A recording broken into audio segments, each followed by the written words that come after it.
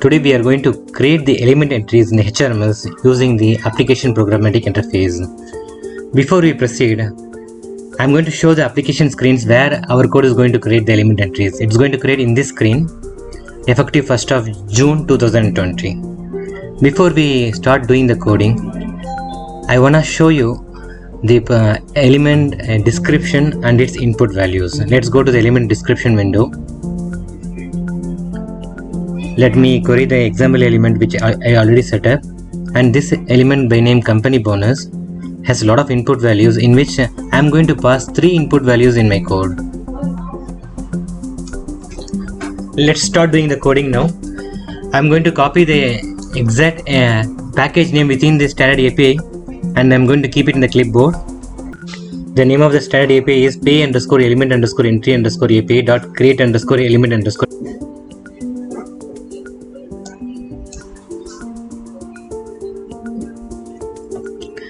Let us start doing the skeleton of our custom procedure. You can have as a package also, it's up to you. Usually I have a style of writing the high level skeleton of the code before I start writing the logics as well as validation inside my code. I just define the declaration section which has the variables as well as cursors, and then a begin block and the exception and the end block. Now I am going to paste from my clipboard the API which I copied from the seeded API entry.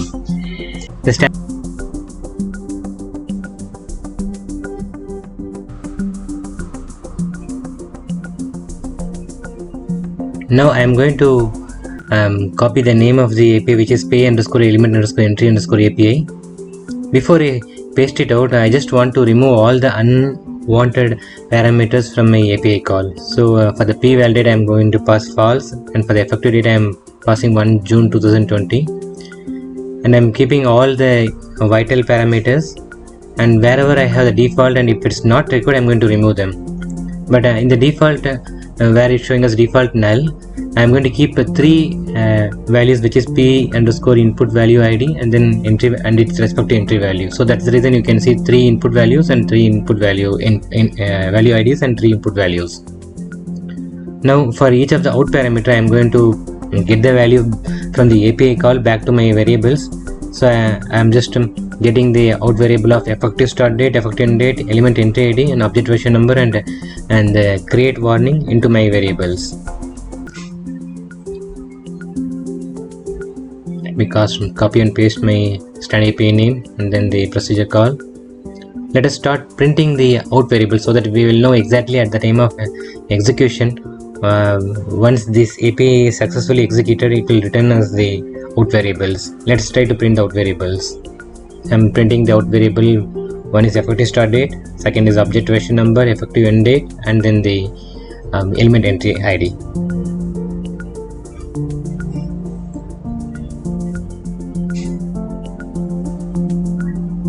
Now for these variables, let us try to find out how we can pass the values. I need to get the business group ID, so I am querying the per business groups table, and my business group is Vision Canada, so I have copied the business group ID. And now I need the assignment ID, so I am just going to write a simple query on per all people F table as well as per all assignments F table, and I am going to pass the business group ID as 839, which I just got from a per business groups table. Usually this procedure is being written in order to do for a mass entries, but here for this example and demonstration purpose I am just going to pass one hard-coded employee number so that I can quickly go and check it out whether the API has done its job or not. So my example case here, the employee number is employee number 346, so per business group ID is equal to 839, and I have a lot of employees in this business group. I am going to select one person. The employee number is equal to 346. Okay, now let me copy this and I am going to paste it as my cursor. Let me start defining the cursor. Now I am going to pass this cursor variables to my API. For that I am going to have a small for loop inside the begin. Although my for loop is going to return only one record. LC underscore master is a loop cursor, loop variable. So I'm going to pass LC underscore master dot business group underscore ID for the P underscore business underscore group ID variable. Similarly for assignment ID.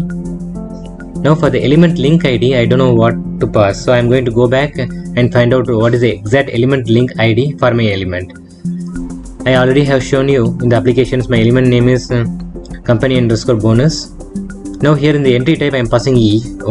I will explain or I will put up another video why I am passing E. There are different types of entry values. Now for our case, an example, I am going to pass E. Now let me go and find out what is the element link ID for my element. So from the element links table, I am going to find out the element underscore link underscore ID by passing the element type ID, and I am going to pass that as a parameter here. Element underscore link ID is equal to 3631. Now I need to know the input value IDs, and I am going to pass the entry values for these three input values. So I am going to pass the element type ID so that it's going to return me all the input values in this particular element. Let us just focus only on these 3-4 columns: lookup type for validation, and mandatory flag because all mandatory values I must have to pass, and default values, if anything I can ready-madely use it, and max value and min values. Now for pay value I am not going to pass anything. For the amount I am going to pass 8,000 because max value is only 10,000. Let me pass as 8,000. Say I have passed the input value ID. This I am null. And then second is the amount. The input value ID for the amount is ending with 17, and I am going to pass 8,000 Canadian dollars. And third is the mandatory parameter, which is separate payment. I am going to pass the input value ID, and then the default value is N because it's a hard default there. I am going to copy the code. I am going to execute the code. Right click and compile all. After execution I am going to call this custom procedure inside a small beginner block. Maybe if you have concurrent program, you can register as a concurrent program also. This, for example, I am going to demonstrate like this directly. While executing, I am getting an error now. This assignment is not eligible. I think my employee is not eligible for this element. I think I need to make him as a full-time regular. I am going to make it as full-time regular. I am going to re-execute the beginning block.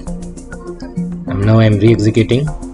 It is giving me the out variables, which means my API call has been successfully compiled and it has returned the results. Now let me go and test the results. I am going to go to the element entries of my 346 employee number.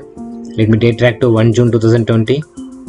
Let me query for company bonus. I can see the entry as well as the input values, 8,000 Canadian dollars. I can see all the input values. Let us just try to do a quick pay to check whether our entry values are coming in the run results properly. I'm going to do a quick pay. Let us do the quick pay for June month because our entry is non-recurring for the month of June. Once it's completed, just go and check for the statement of earnings. You can see the statement of earnings when you go back to statement of earnings of the non-recurring, you can find it out.